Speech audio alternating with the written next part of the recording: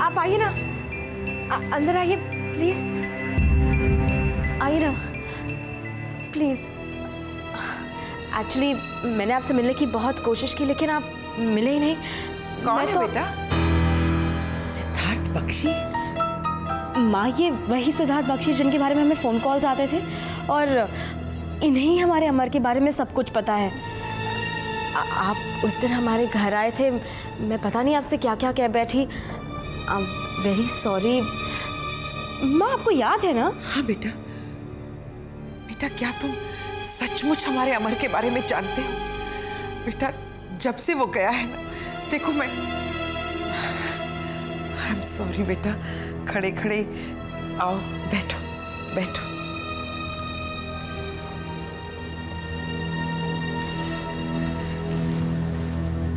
कैसा है मेरा अमर? जरूर किसी बड़ी मुसीबत में होगा, वरना वो इस तरह हमें छोड़कर नहीं रह सकता। कहाँ है वो? तुम सचमुच उसके बारे में जानते हो ना? तुम कुछ बोलते क्यों नहीं हो बेटा? ये कुछ नहीं बोलेगा।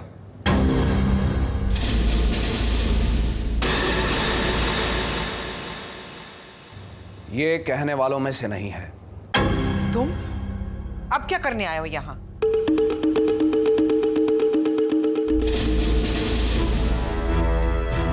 सच को समझने और समझाने। इससे कुछ उम्मीद मत कीजिए, ये कुछ नहीं बोलेगा, क्योंकि इस जैसे इंसान का कोई ज़मीर नहीं होता, और जिनका कोई ज़मीर नहीं होता वो जज्बातों को नहीं समझते। तुम कुछ बोलते क्यों नहीं बेटा? ये कुछ नहीं कहने वाला। इसे अगर कुछ भी कहना होता तो ये उसी दिन बोल चुका होता जिस दिन इसे पता चला था। क्या पता चला था? कहाँ है मेरा अमर? क्या हुआ मेरे बेटे को? सिद्धार्थ बख्शी, बता दो इन्हें वो राज, खोल दो वो रहस्य। आज हम सबके सामने साक्षात खड़े होने का रहस्य। बता दो इन्हें क्या हुआ था उस रात। अमर से मिले थे ना तुम?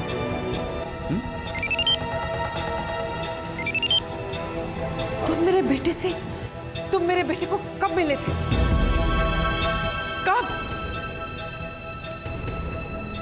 ये कुछ नहीं बोलेगा, मैं बताता हूं। उस रात, जिस रात अमर जेटली दिल्ली के लिए रवाना हुआ था, अब मेरी समझ में आया कि आज तक मुझे अमर जेटली का कोई सुराग क्यों नहीं मिला। भला इस तरह अचानक कोई कैसे गायब हो सकता है? ना कोई क्लू, ना कोई ट्रेस। और जिस इंसान को अमर जेटली के बारे में सब कुछ मालूम है, जिसके सामने ये सारा वाकया हुआ, वो अमर जेटली के लिए बिल्कुल अजनबी है। उसका अमर जेटली की जिंदगी से कोई लेना देना नहीं। साफ साफ क्यों नहीं बताते क्या हुआ है मेरे बेटे को? किस हाल में है, किस मुसीबत में है? प्लीज। मैम, आपका बेटा किसी मुसीबत में नहीं है, क्योंकि इस आदमी ने आपके बेटे को सारी मुसीबतों से छुटकारा दिलाया। सिद्धार्थ, अब तो बताओ इन्हें कि क्रैश फ्लाइट 341 में लिस्ट ऑफ डेड में तुम्हारा नाम होने के बावजूद आज तुम हम सबके सामने जिंदा कैसे खड़े हो?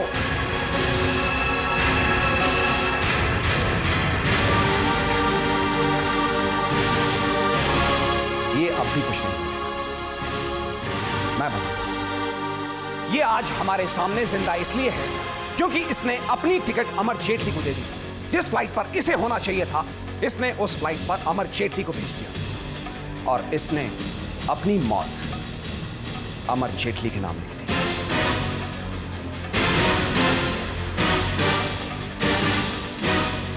Siddharth Bakshi,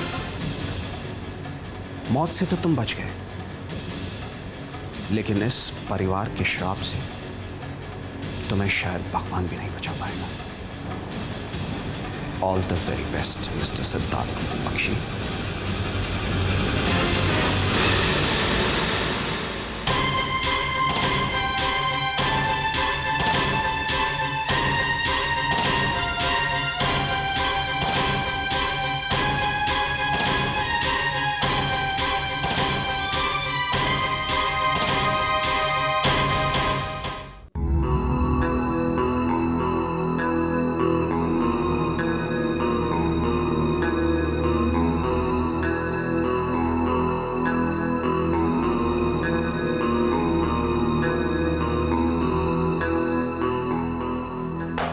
madam please relax.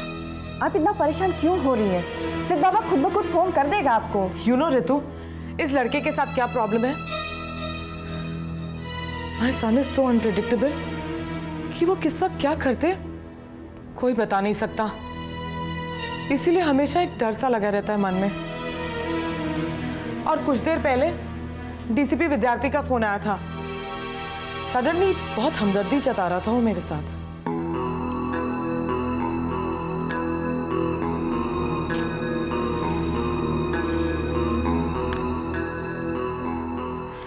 Damn it.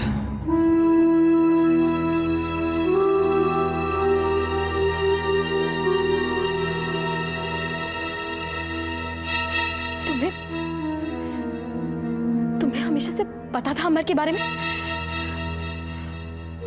और फिर भी तुम सब कुछ चुपचाप देखते रहे। इंसान नहीं हो तुम, कातिल हो तुम, कातिल हो मेरे अमर के। निकल जाओ तुम यहाँ से, अभी इसी वक्त चले जाओ। बताने की बस बहुत हो गया, अब तुम दफा हो जाओ यहाँ से। जाइए प्लीज, चले जाओ यहाँ से।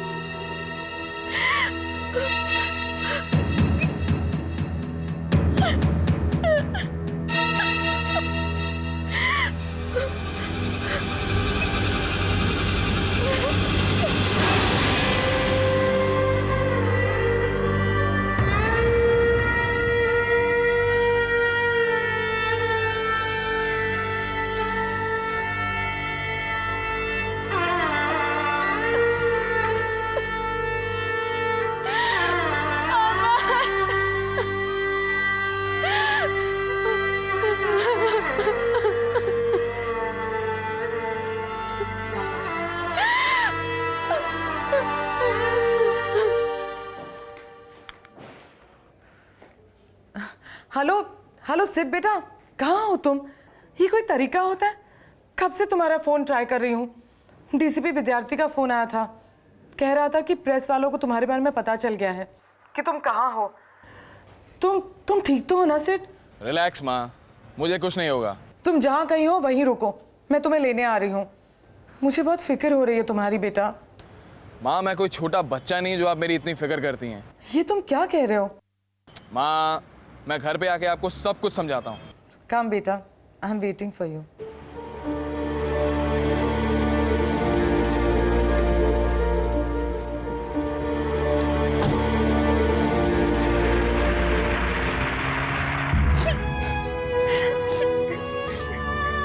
भाभी चुप हो जाओ भाभी। क्या कुछ नहीं कहा दुनिया वालों ने अमर के बारे में कि वो फ्रॉड है, उसने लोगों के पैसों का गबन किया है, लेकिन मेरा दिल कभी नहीं माना। अब भी मेरा दिल नहीं मानता कि इतनी छोटी उम्र और हमारा अमर बिल्कुल ठीक है।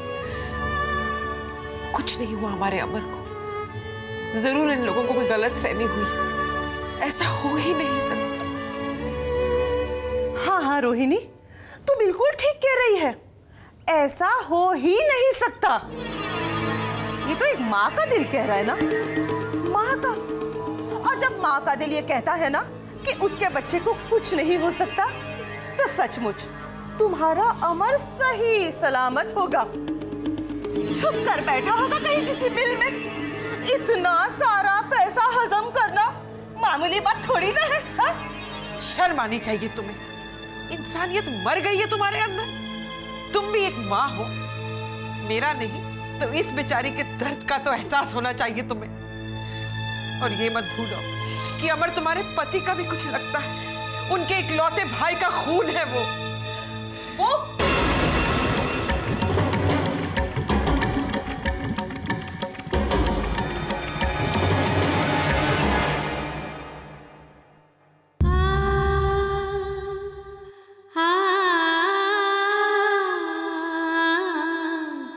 ah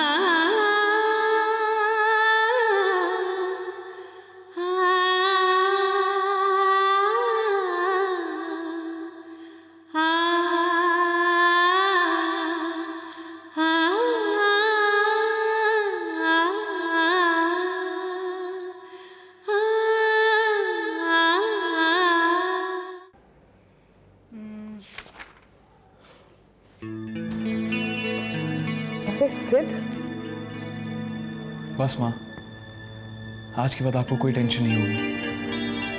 आज के बाद आपको मुझसे कोई शिकायत का मौका नहीं मिलेगा। अरे सिड, ऐसा नहीं कहते बेटा। तुम जानते हो ना, मैं तुम्हें हमेशा खुश देखना चाहती हूँ।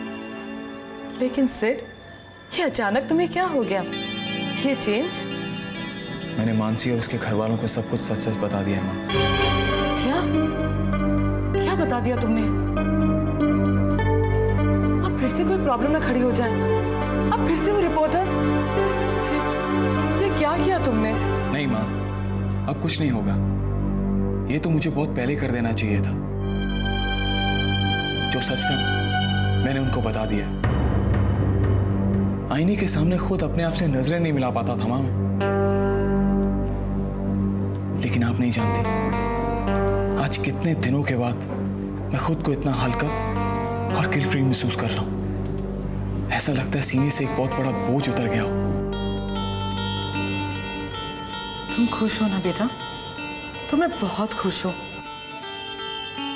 बस हमेशा इसी तरह मुस्कुराते रहना। तुम थक गए होगे, जाके आराम करो। आज एक अरसे के बाद मैंने सिड को इतना खुश देखा है।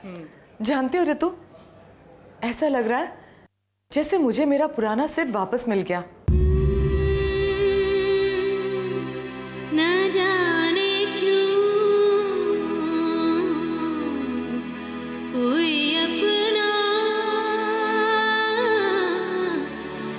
हम सफर राह में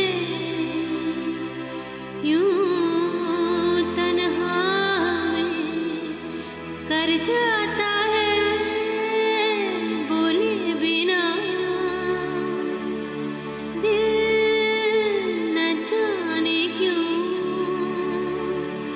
यूं मुझको लगे तू बेचैन है, बेताब है।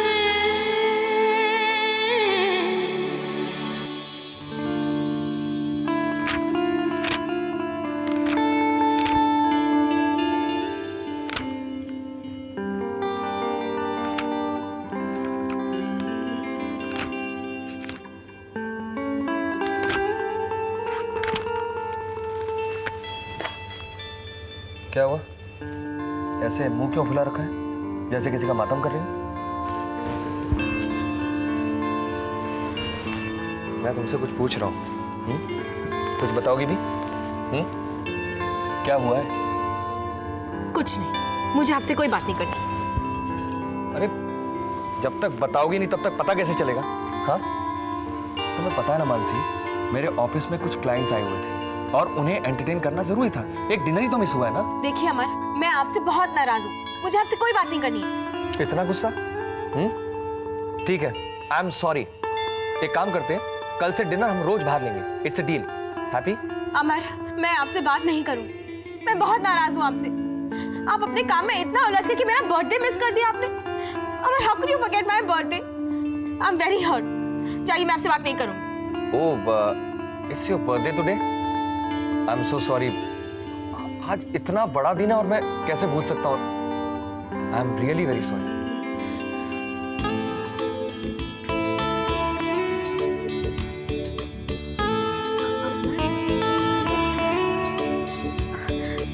इसका मतलब आप भूले नहीं? भाई तभी हम कहें कि आज ऐसा कौन सा ओकेजन है जिसके लिए हमने सुबह सुबह जाकर ये खरीदा। आप भी ना अमर, हद करते हैं। कुछ भी। तो कमाल है, प्यार में भी डांटती हो, गुस्से में भी डांटती हो, समझ में नहीं आता कैसी बीवी है। कैसा लगा? बहुत अच्छा लगा। लेकिन अमर, ये थोड़ा सा महंगा होगा ना? तुम्हारे सामने हर चीज मीनिंगलेस है, ओके? और तुमने कैसे सोच लिया कि मैं तुम्हारा बर्थडे भूल जाऊंगा?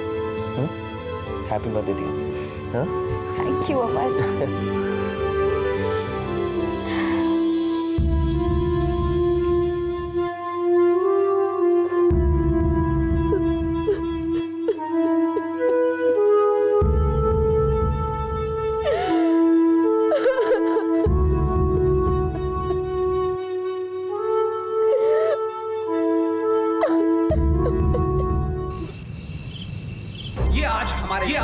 इसलिए जिंदा इसलिए क्योंकि इसने अमर जेटली जिस लाइफ पर इसे होना चाहिए इसने उस लाइफ पर अमर जेटली और इसने अपनी मौत अमर जेटली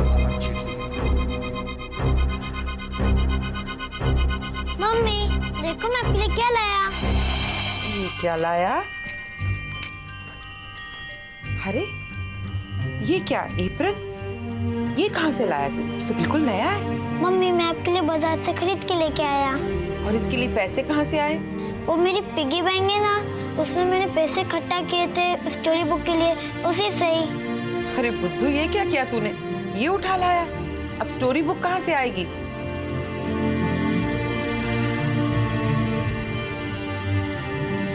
मम्मी ये आपके लिए गिफ्ट है, अभी आपकी साड़ी कभी गंदी नहीं होगी। देखो मामा अपनी बहू को कितना पैकिंग कर रही है। मानसी इसे भी रख लेना। मामा आप भी क्या? चुप कर। सारा घर सर पर उठा रखा है तुम लोगों ने। एक तो वैसे ही दिमाग खराब है मेरा। रुको कृष्णा, कोई कहीं नहीं जा रहा है, सामान वापस रखो। अमर